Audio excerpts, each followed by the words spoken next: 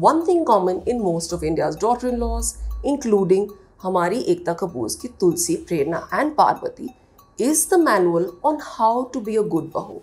So here are our top 5 points on how to be a good bahu.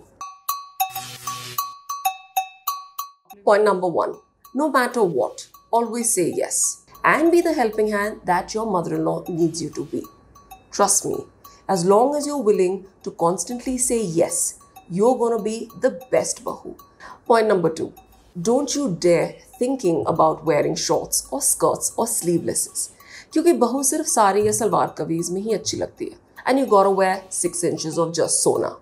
So अगली बार when you're planning a trip to Bali with your pati, girls, make sure to pack all your Kanjivaram saris.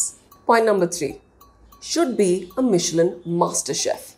In other words, you have to be a better cook than the restaurants your in-laws order from so that they can boast about you at another party. Point number 4. Have the same passion and hobbies as your mom-in-law.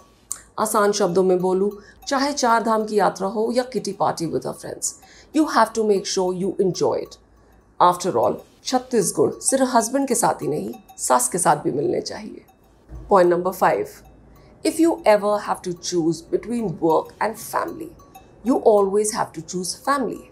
क्योंकि अच्छी बहू सिर्फ वो ही होती है who selflessly sacrifices and makes sure that her in-laws and her husband is happy. रही आपकी खुशी डार्लिंग, वो तो फैमिली की खुशी में ही है ना डार्लिंग. सोच के देखो. One of the studies stated that an increasing number of women, almost 64%, are choosing to start nuclear families away from their in-laws. It's high time we create a new chapter and break this stereotype.